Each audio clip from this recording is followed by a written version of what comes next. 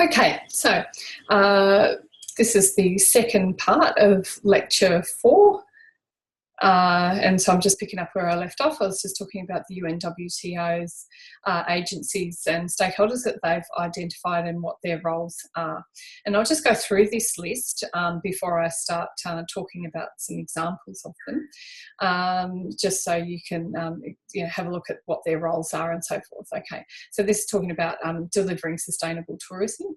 So international development assistance agencies, their role is to integrate tourism and development policies and agreements, and to provide financial and technical assistance to sustainable tourism and individual programs and projects. So straight away you can see that there could be politically motivated reasons to support certain things. There'd be a lot of lobbying going on to think about financial assistance. There has in the past, and I don't know if this continues, but in the past there has been a lot of pressure on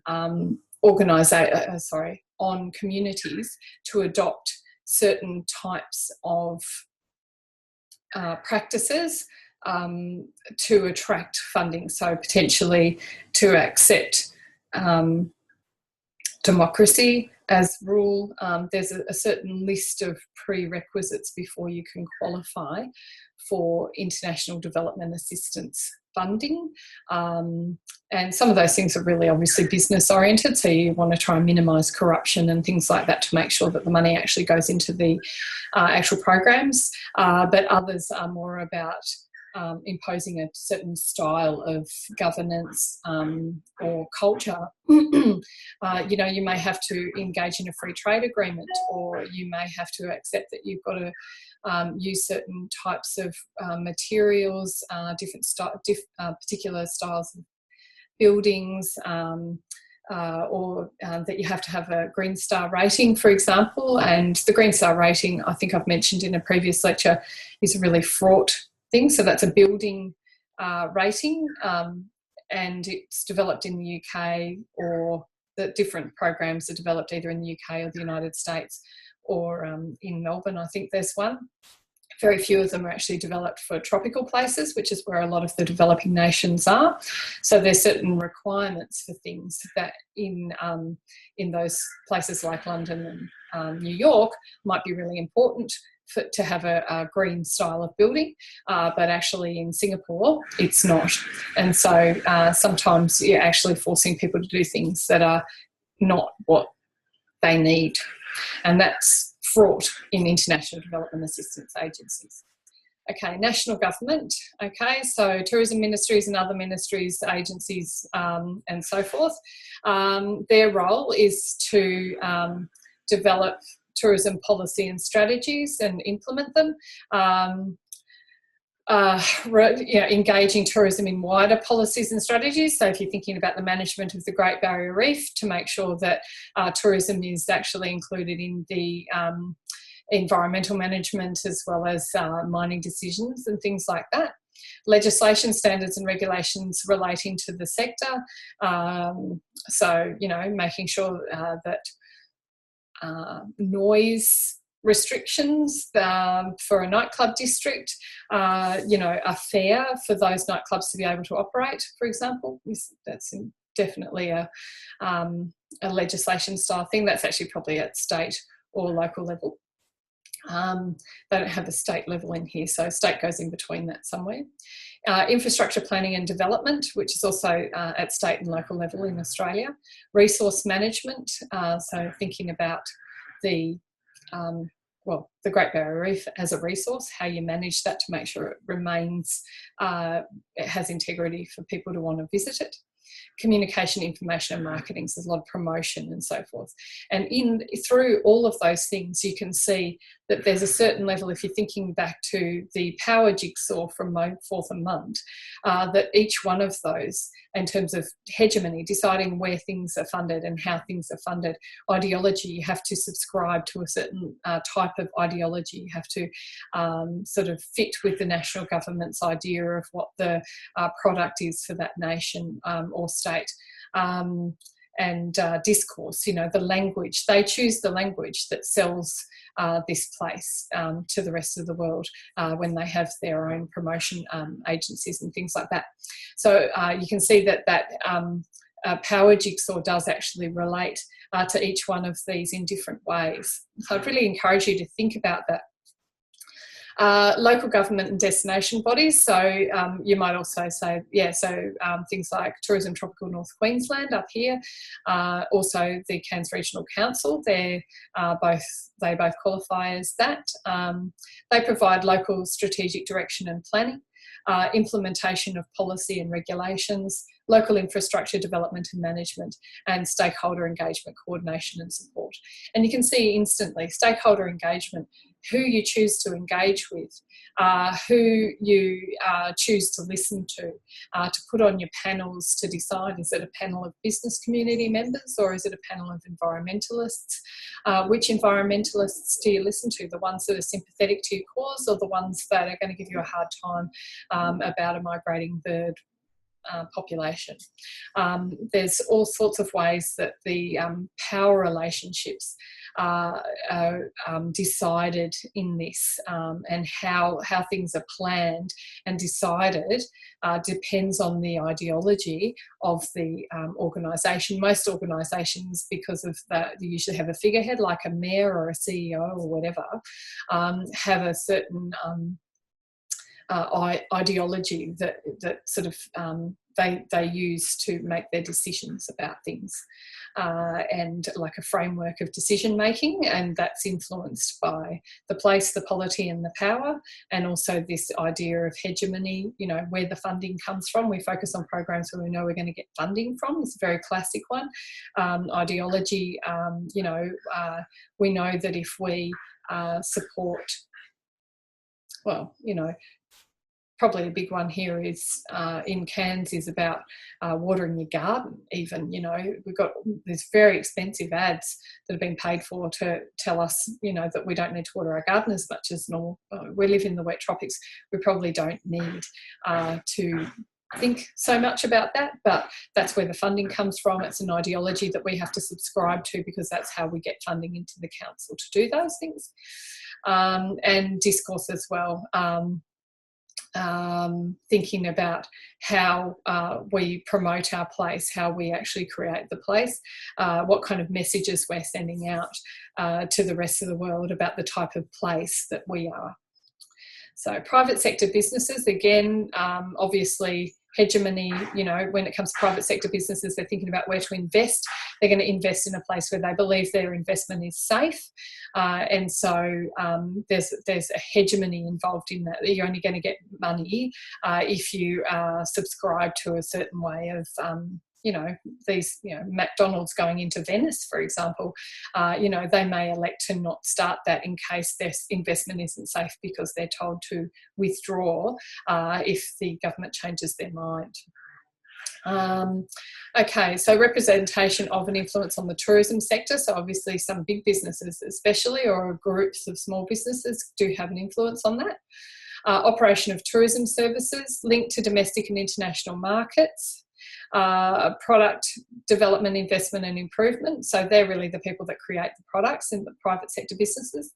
Employment creation and generating local income. So how they decide to create their workforces can really influence communities.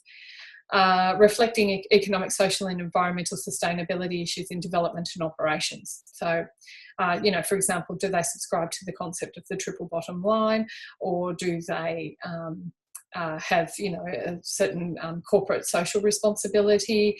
There's a whole bunch of possibilities of ways that organisations operate to try to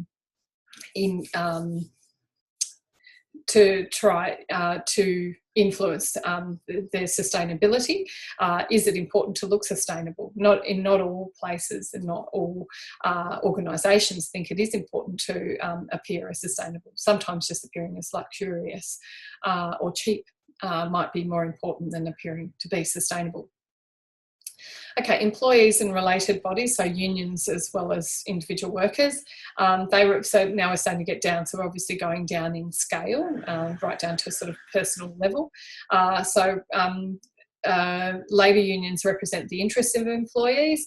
Human resources planning and development, so thinking about how, you know, who you employ and on what terms can influence how, you know, the workforce works, and it can actually influence the place quite considerably.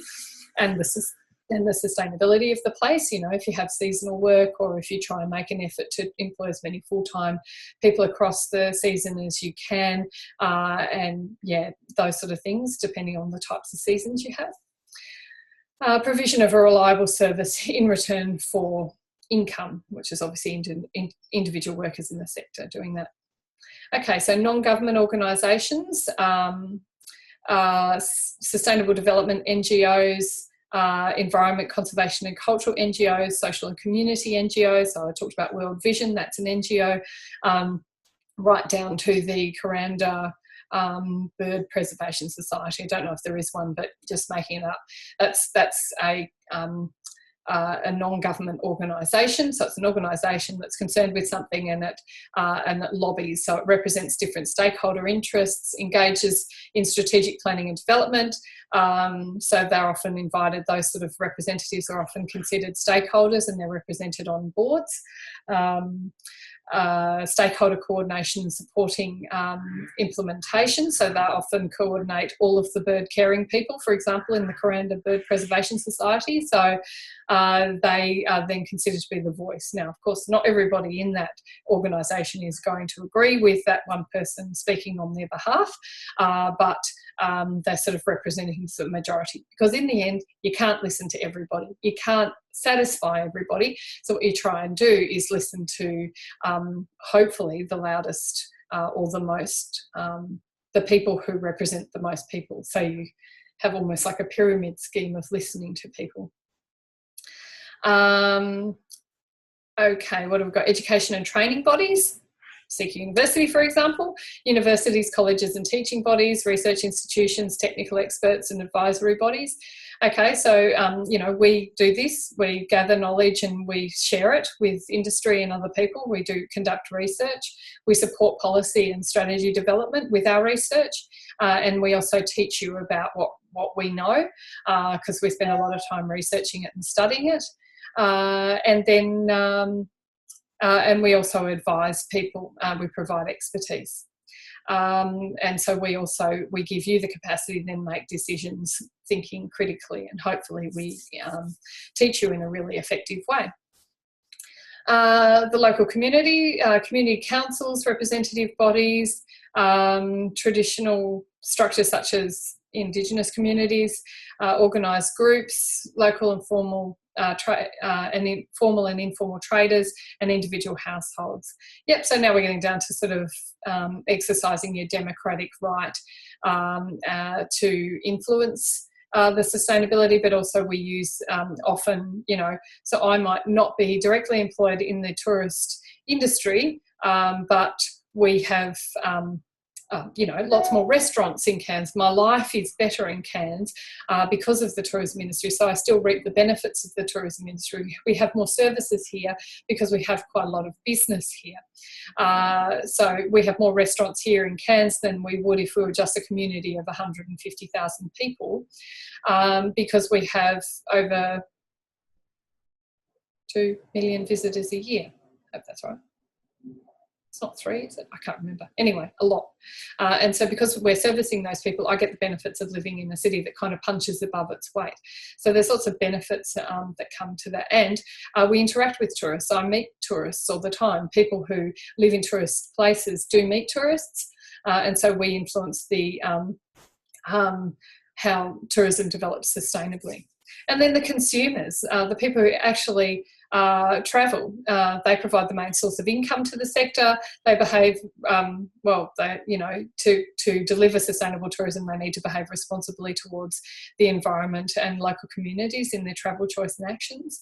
And they communicate information and opinions on destinations through things like TripAdvisor, travel review sites, things like that. and they can contribute to sustainable tourism by doing that accurately and fairly. So that's a really long conversation about that big table, but I think it's really important because actually, as you can see, you know, right down to the very bottom, the consumers and tourists, you need to think about this jigsaw, you know, so communicating information. So the discourse that comes out from the tourists reviewing a place is influenced by what their perception of a place was, their experiences of a place, their personal cultural values, a huge cocktail of things. And they exercise their ability to influence how people see this destination by writing an online travel review, for example. And so there is still power to choose what destinations they go to and why. They're all things. So there's definitely a power play right down to the consumer and tourist level. And it's really good to think about that power jigsaw and how those three elements actually influence each stakeholder and how they work. Right, so that's long. Now I'm going to talk about these in terms of the types of organisations that are in these.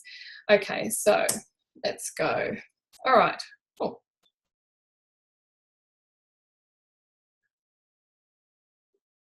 Okay, I think I accidentally brought us to the wrong place when I started our lecture. So let's go. No, we're still not right. I do apologise. Hope you're not seasick. Look away if you get seasick because it does. Right, okay. Now, international development agencies. Right, sorry about that. Okay, here we go. This is the world. They're usually concerned at a global level. After World War II, the world changed, and a lot of the agencies that we have today emerged at that time. There were a lot of bi and multilateral agencies and programs, so that's across multiple countries and pretty much global programs.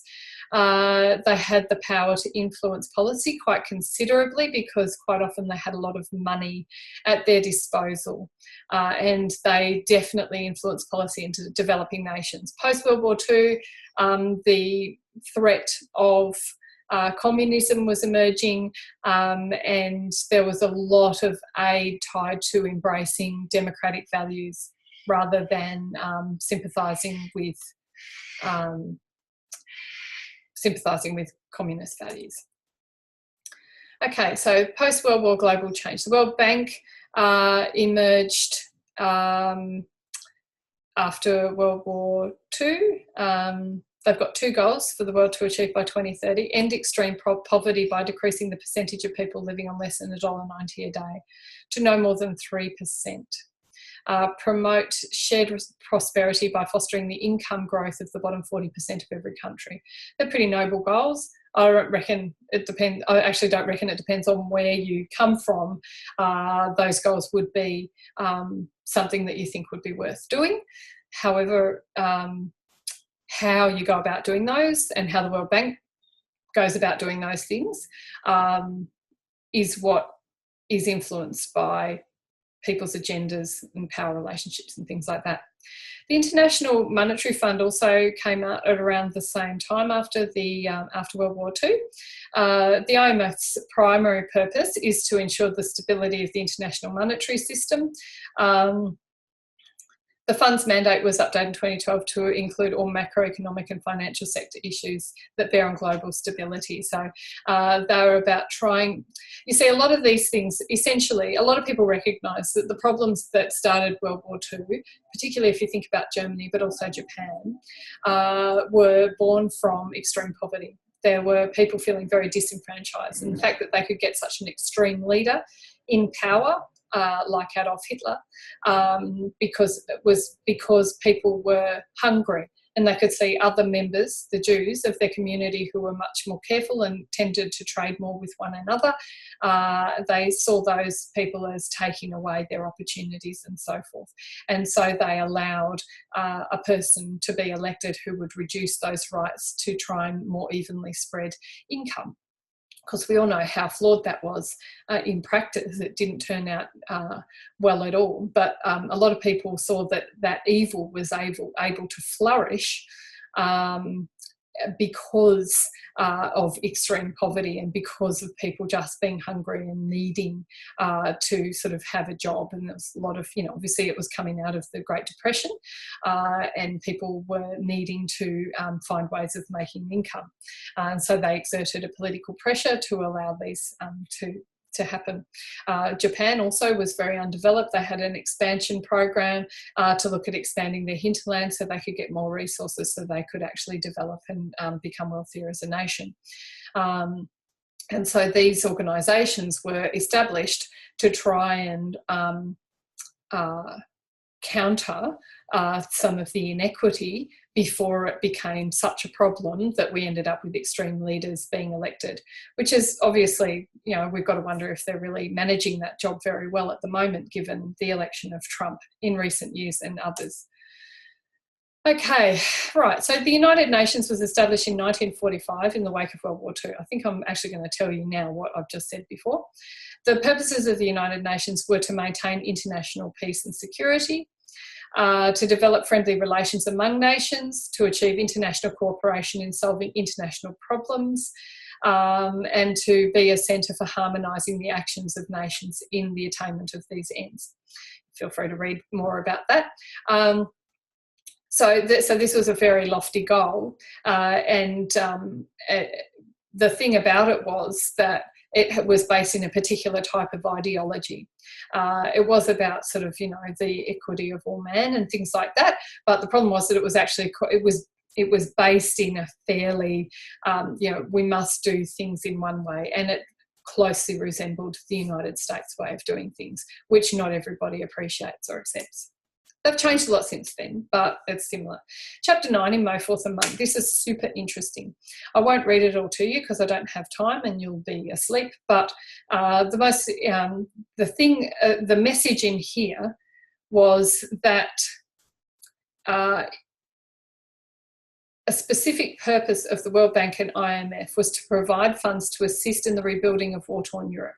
The European countries objected to the severe loan conditions, so the World Bank worked through the Marshall Plan, which provided US finance to rebuild Europe mainly through grants rather than loans, so giving money away. Third world countries did not receive the same treatment. Instead, they were pressured to keep their economies completely open to foreign goods and capital, and in exchange for financial assistance, countries were expected to adopt structural adjustment policies. And that's really about, introducing democracy and things like that. We all know about world debt, and you can read further about that. This points out some of the fundamental problems with the World Bank and the IMF and how they achieve development. In the end, they're almost consolidating that binary that I was talking about in the first lecture between, or the second lecture or whatever it was, between the haves and the have-nots, because the third world's never going to be able to emerge out of that debt situation. Okay, the World Trade Organization, I'll try and skim over this a little bit now because I think probably timing-wise I'm going to be, you probably don't want me to talk for too long.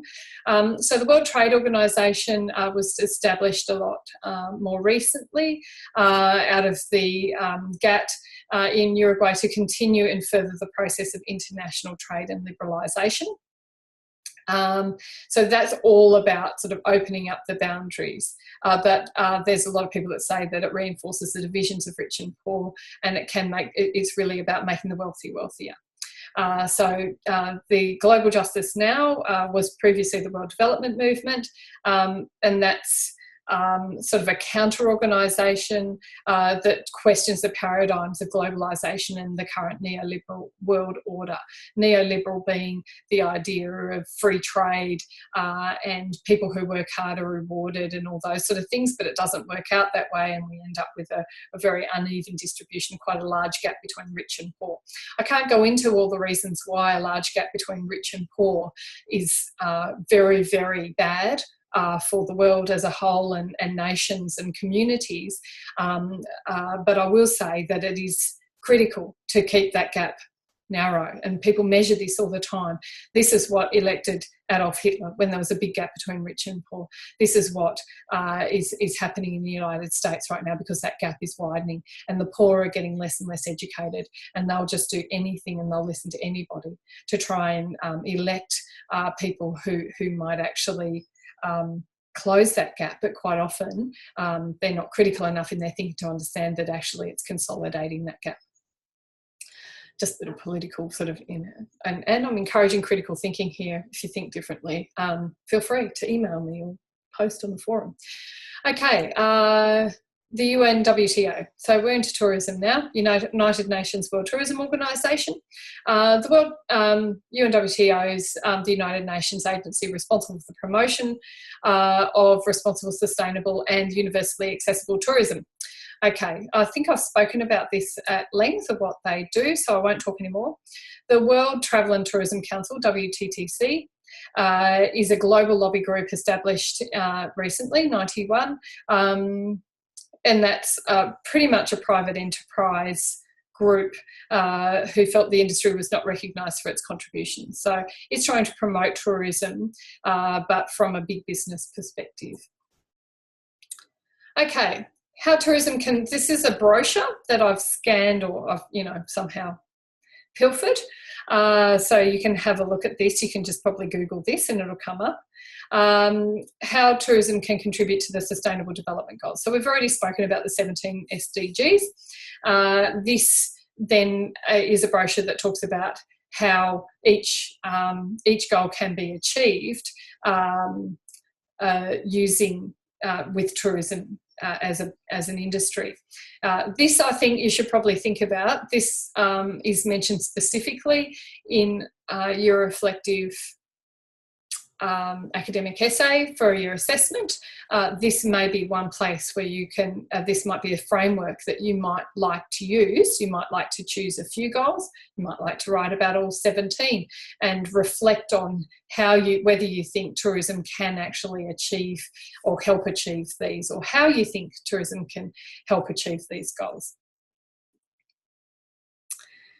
Okay, aims. So the UNWTO has also 12 aims for sustainable tourism, and they're all about, equity and viability, prosperity and so forth. I won't go into them because you can read them.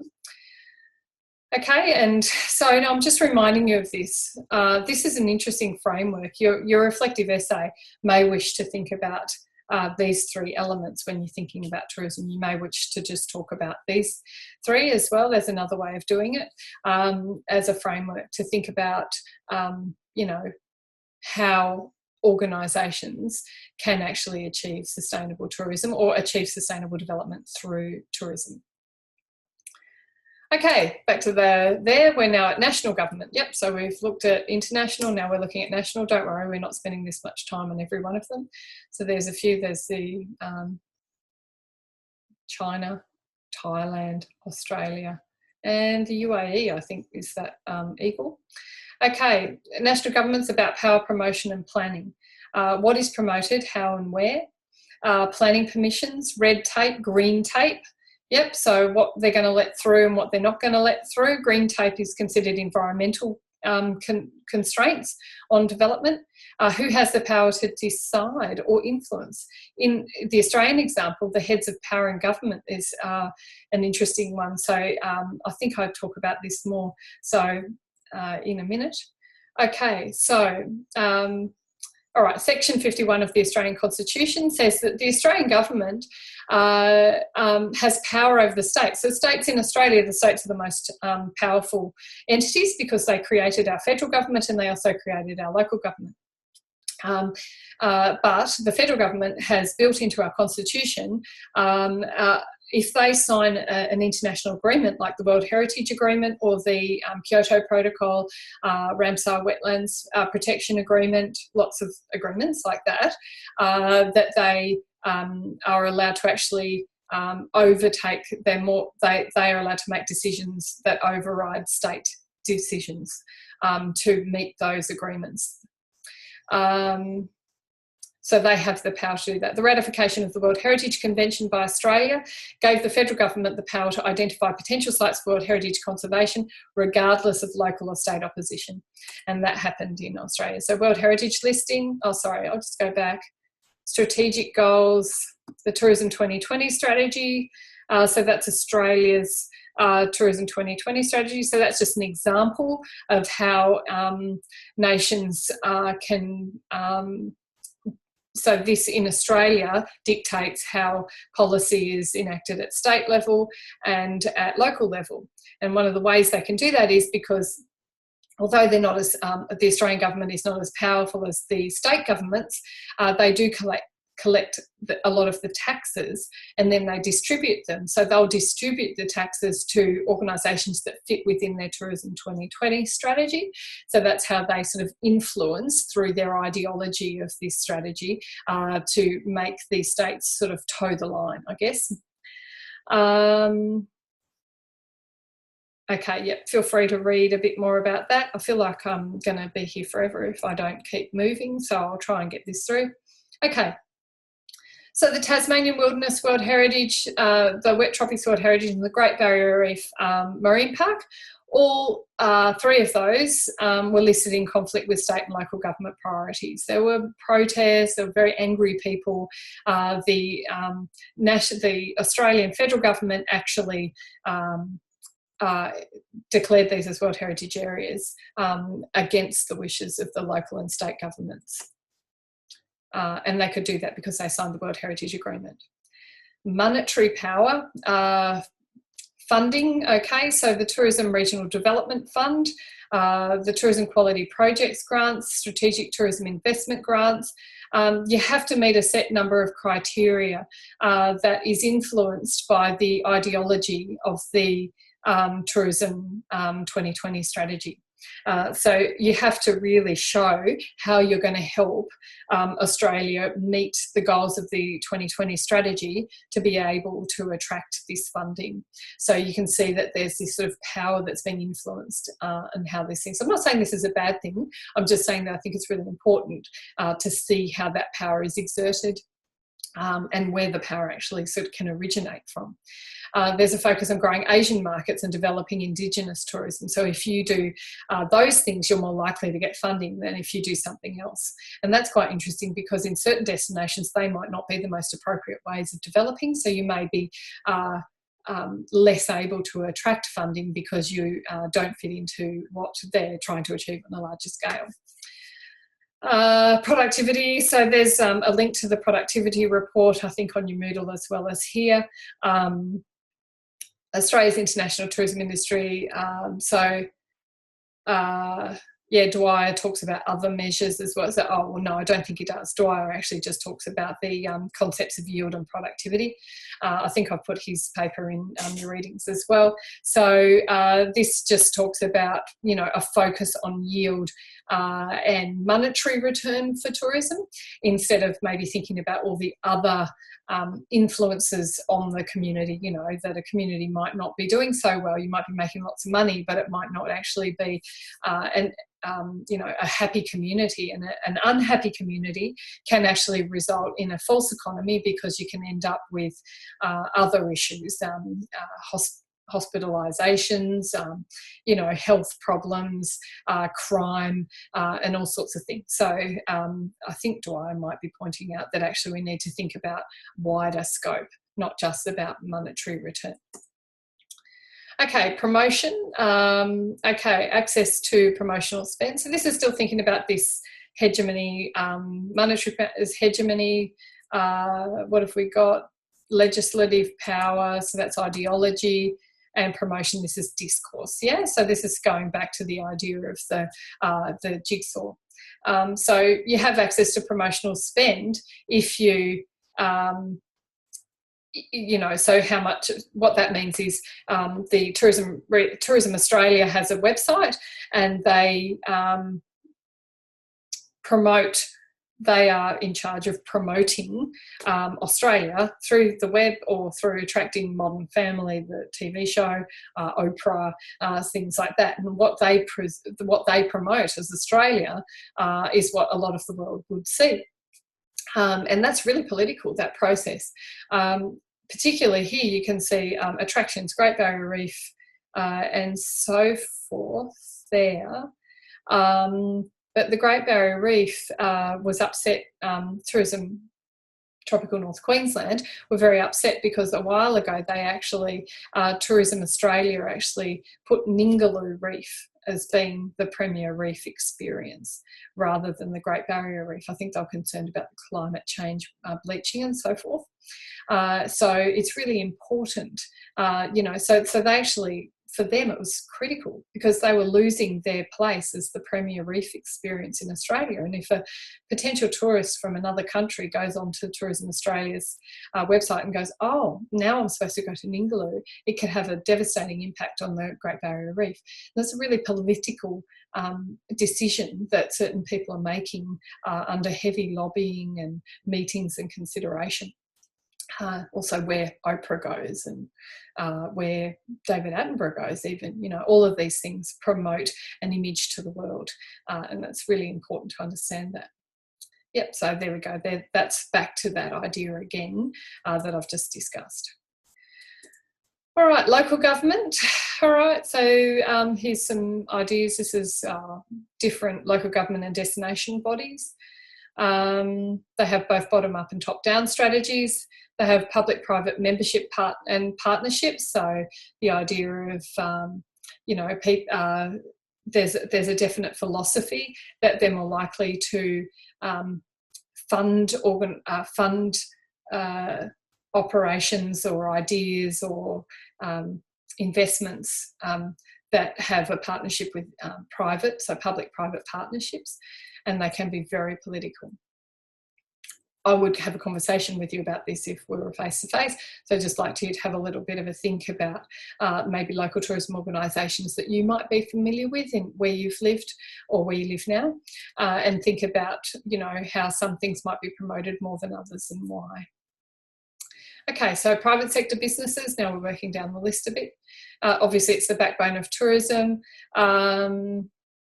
They're retailers, creators of imagery, both real and imagined. So they actually create the pictures and the images that they put on the websites, but they also actually make it happen. They're the creators of experiences. They're on very, very different scales, from the Marriott down to the local bus service.